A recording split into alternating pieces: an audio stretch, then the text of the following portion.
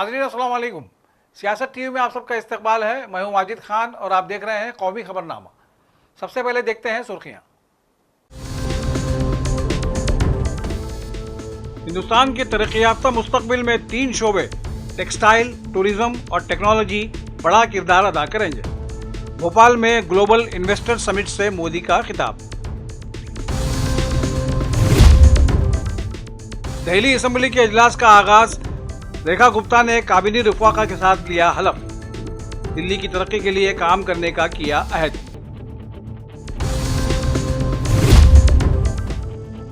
पहले इजलास में खवातीन को 2500 रुपए एजाजिया जारी करने का मोदी और बीजेपी ने वादा वफा नहीं किया, आतिशी का इल्जाम।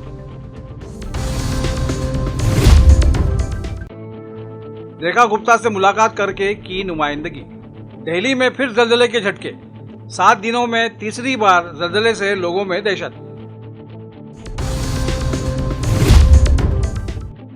और चैंपियंस ट्रॉफी में इंडिया की शानदार जीत, मुल्क भर में जश्न। सियासतदानों ने भी दी टीम को मुबारकबाद। सुर्खियां आपने मुलाहिजा की और अब पेश है खबरों की तफसील। वज़ीर-ए-आज़म नरेंद्र मोदी ने आज इस बात पर जोर दिया कि 3 शोबे टेक्सटाइल, टूरिज्म और टेक्नोलॉजी हिंदुस्तान की तरक्की याफ्ता मुस्तकबिल में बहुत बड़ा किरदार अदा करने वाले हैं।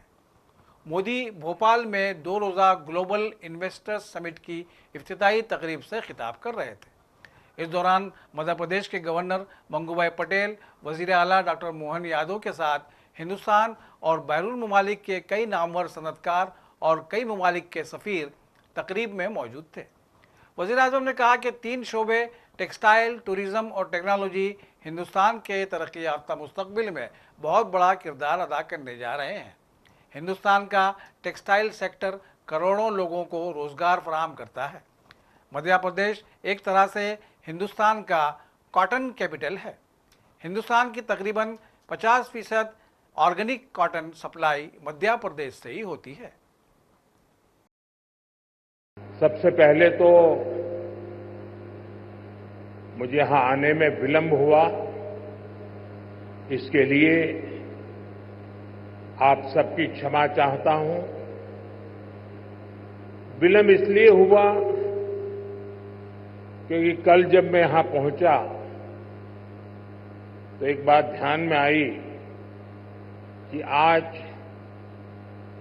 10वीं और 12वीं के छात्रों की एग्जाम है और उसका समय और मेरा राजभवन से निकलने का समय क्लैश हो रहा था और उसके कारण संभावना थी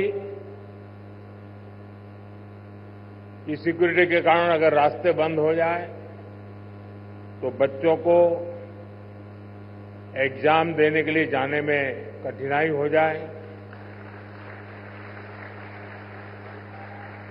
और ये कठिनाई न हो, बच्चे सब एक बार अपने एग्जामिनेशन सेंटर पर पहुंच जाए, उसके बाद ही मैं राजभवन से निकलूं, ऐसा मैंने सोचा। उसके कारण मैंने निकलने में ही 15-20 मिनट लेट कर दिया और उसके कारण आप लोगों को जो असुविधा हुई, इसके लिए मैं फिर से एक बार क्षमा मांगता हूं। साथियों, राजा भोज की इस पावन नगरी में आप सभी का स्वागत करना मेरे लिए गर्व की बात है। यहां इंडस्ट्री से विभिन्न सेक्टर्स के अनेक साथी आए हुए हैं। विकसित मध्य प्रदेश से विकसित भारत की यात्रा में आज का ये कार्यक्रम बहुत ही अहम है। इस भव्य आयोजन के लिए मैं मोहन जी और उनकी पूरी टीम को बहुत बहुत बधाई देता हूं। साथियों, भारत के इतिहास में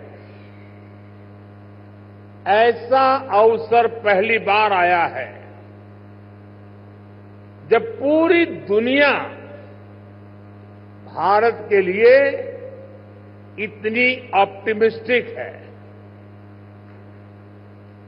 पूरी दुनिया में चाहे सामान्य जन हो, अर्थनीति के एक्सपर्ट्स हो,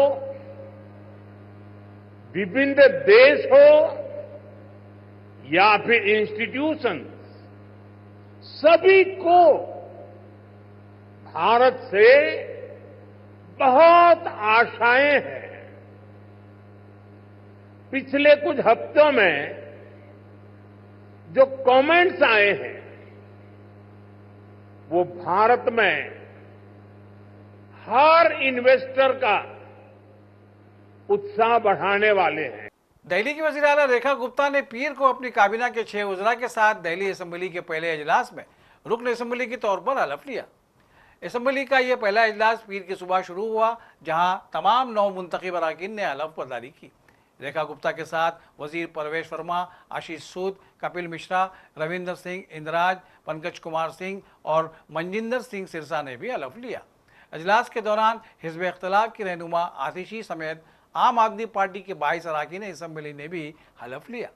इससे कबल भारतीय जनता पार्टी के रुकन असम्बली अरविंद सिंह लोली ने दिल्ली असम्बली के प्रोटेम स्पीकर के तौर पर हलफ लिया। दिल्ली के लेफ्टिनेंट गवर्नर वी.के. सक्सेना ने गांधीनगर से मुंतखब रुकन असम्बली को राजनिवास में हलफ दिलाया। दिल्ली असम्बली का यह अजलास 3 दिन तक जारी रहेगा। आम आदमी पार्टी के सीनियर लीडर और साबिक वजीर आला आतिशी ने खवातीन को 2,500 रुपये माहाना देने के मामले पर अपने अरकान असम्बली के साथ वजीर आला रेखा गुप्ता से उनके चैम्बर में मुलाकात की। आतिशी ने वजीर आला से मुलाकात के बाद सहाफ़ियों को बताया कि उन्होंने खवातीन को माहाना 2,500 रुपये देने में ताख़िर पर तशवीश का इज़हार किया। उन्होंने कहा कि काबीना के पहले अजलास में खवातीन को रकम देने का वादा तोड़ दिया गया। हमें उम्मीद है कि 8 मार्च को खवातीन के खातों में पहली किस्त जमा हो जाएगी। वज़ीर आज़म नरेंद्र मोदी ने नीरज चोपड़ा, निखत ज़रीन के साथ मिलकर मोटापे के नुकसानात पर रोशनी डाली। मोदी ने मन की बात के 119वें एपिसोड से खिताब करते हुए हालिया बरसों में मोटापे की शरह में इजाफे को तशवीशनाक करार दिया। वज़ीर आज़म ने रोज़मर्रा की ज़िंदगी के मामूलात में कुकिंग ऑयल का इस्तेमाल कम करने का मशवरा दिया। उन्होंने मोटापे के खिलाफ जंग में मदद के लिए जम्मू कश्मीर के वज़ीर आला उमर अब्दुल्ला, आनंद महिंद्रा, सुधा मूर्ति समेत कई अवामी शख्सियात को नामजद किया। नरेंद्र मोदी ने नामजद अफराद से दरख्वास्त की कि वह इस अक़दाम की हिमायत के लिए मज़ीद 10 अफराद की हौसला अफजाई करें। जम्मू कश्मीर के वज़ीर आला उमर अब्दुल्ला ने वज़ीर आज़म नरेंद्र मोदी की तरफ से शुरू की गई मोटापे के खिलाफ मुहिम में शमूलियत इख्तियार की। उन्होंने दीपिका पादुकोण, इरफान पठान, सुप्रिया सुले समेत 10 दीगर बाअसर अवामी शख्सियात का भी जिक्र किया। इस इक़दाम का मकसद मोटापे के खिलाफ जंग को मजबूत बनाना और खाना पकाने के तेल की खपत को कम करना है। वज़ीर ख़ारजा डॉक्टर एस जयशंकर ने आज आसाम के काजीरंगा नेशनल पार्क में तकरीबन 60 ममालिक के सिफारतकारों के साथ जंगल सफरी का लुत्फ़ लिया और फितरत और जंगली हयात के तनव्वुर की तारीफ़ की। डॉक्टर जयशंकर ने सोशल मीडिया प्लेटफॉर्म इंस्टाग्राम पर एक पोस्ट में कहा, सुबह सवेरे काजीरंगा में सिफारतकारों के साथ जंगल का सफ़र, आसाम के कुदरती जंगली हयात वाकई हैरत अंगेज़ है। अमेरिका से दिल्ली आने वाली फ़्लाइट को अचानक रोम की तरफ मोड़ दिया गया। अमेरिकी मीडिया रिपोर्ट्स के मुताबिक सिक्योरिटी वजूहात की बिना पर परवाज़ का रुख मोड़ दिया गया है। ये परवाज़ अमेरिकन एयरलाइंस की है। अमेरिकन एयरलाइंस की परवाज़ को बम की धमकी के बाद हंगामी तौर पर रोम के फियोसिनो हवाई अड्डे की तरफ मोड़ दिया गया। अमले के अरकान को तैयारे में धमाका खेज़ मवाद के बारे में खुफिया इत्तला मिली, जिसके बाद बैनुल-अक़वामी एविएशन सिक्योरिटी प्रोटोकॉल के मुताबिक फौरी कार्रवाई की गई। रेडार ट्रैकिंग सर्विस के मुताबिक तैयारे ने बहरा रोम के ऊपर अपना रास्ता अचानक तब्दील किया और हंगामी लैंडिंग के लिए रोम की तरफ बढ़ गया। दिल्ली में एक बार फिर ज़लज़ले का झटका लगा है। इस मरतबा इसका मरकज़ जुनूब मशरक़ी दिल्ली में था। ये 7 दिन में तीसरी बार था जब दिल्ली NCR में ज़लज़ले के झटके महसूस किए गए। एक दिन पहले ही गाज़ियाबाद में हल्की शिद्दत का ज़लज़ला आया था, जबकि गुज़िश्ता पीर को धोला कुआं के पास 4 की शिद्दत से आए ज़लज़ले से लोग कांप उठे थे। दिल्ली में मुसलसिल महसूस किए जा रहे ज़लज़ले के झटके ने लोगों के अंदर दहशत पैदा कर दी है। कौमी ज़लज़ला साइंस मरकज़ की तरफ से मिली इत्तला के मुताबिक आज यानी पीर को 11:15 बजे राजधानी में हल्के दर्जे का ज़लज़ला आया। उसकी शिद्दत रिख्टर स्केल पर 2.2 थी, जिसे आमतौर पर महसूस नहीं किया जाता। ज़लज़ले का मरकज़ जुनूब मशरक़ी दिल्ली में था। ज़मीन से तकरीबन 10 किलोमीटर की गहराई पर यह हलचल हुई। शिद्दत बहुत कम होने की वजह से कहीं किसी तरह के नुकसान की कोई इत्तला नहीं है। 7 दिन में आए 3 ज़लज़लों में सबसे ज़्यादा शिद्दत गुज़िश्ता पीर को आए ज़लज़ले की थी। इसका मरकज़ ज़मीन से महज 5 किलोमीटर की गहराई में था। इस ज़लज़ले से नोएडा, गाज़ियाबाद, गुरुग्राम और फरीदाबाद में ज़मीन काफ़ी तेज़ी से डोल गई थी। ICC चैंपियंस ट्रॉफी 2025 में हिंदुस्तान ने पाकिस्तान को 6 विकेटों से शिकस्त दे दी, जिसके बाद मुल्क भर में जश्न का माहौल रहा। टीम इंडिया की इस शानदार जीत पर मुख्तलिफ सियासी रहनुमाओं ने खिलाड़ियों की मेहनत, टीम वर्क और कारकर्दगी की तारीफ की। राहुल गांधी, अमित शाह, ममता बनर्जी, पीयूष गोयल समेत दीगर शख्सियात ने टीम को मुबारकबाद दी। कांग्रेस के रुकन पार्लियामेंट और लोकसभा में कायद हिज़्ब इख्तिलाफ राहुल गांधी ने टीम इंडिया की जीत पर मुसरत का इजहार किया। अपने सोशल मीडिया पैगाम में उन्होंने लिखा, ये टीम इंडिया की तारीखी जीत है। खिलाड़ियों ने टीम वर्क और जज्बे का शानदार मुजाहरा किया। विराट कोहली की शानदार सेंचुरी ने फतेह की बुनियाद रखी।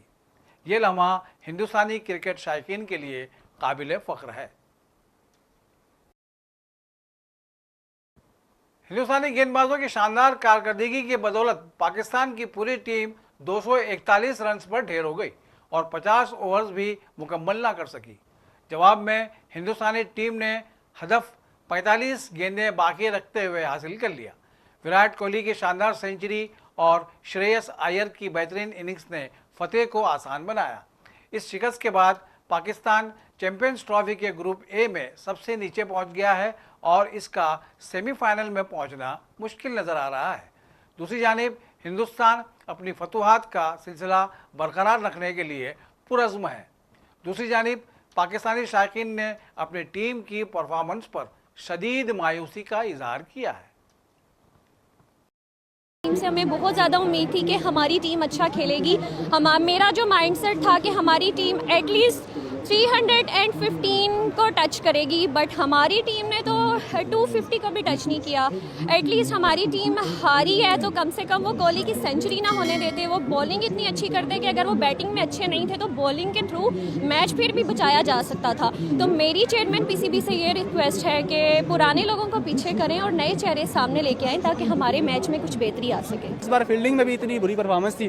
मैं कहता हूँ कि इनको दोबारा तरबियत देनी चाहिए और जो इन्होंने लोगों के जज्बात के साथ खेला है उसकी अकाउंटेबिलिटी होनी चाहिए। पाकिस्तान को थोड़ी अपनी कारकर्दगी पे काम करना चाहिए। हम हमेशा जो है वो कौम के लिए बस कौम हमेशा दुआएं करती रहती है कि अल्लाह ताला हमें जिता दे।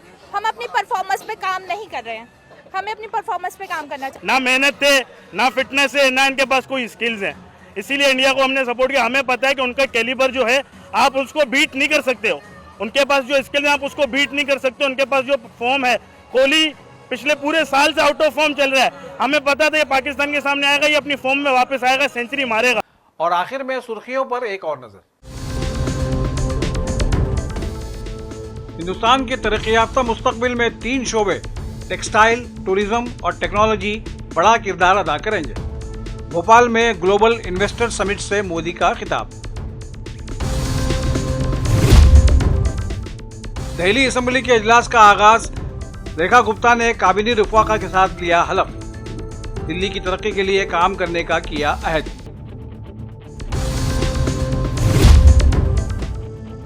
पहले इजलास में खवातीन को 2500 रुपए एजाजिया जारी करने का मोदी और बीजेपी ने वादा वफा नहीं किया, आतिशी का इल्जाम।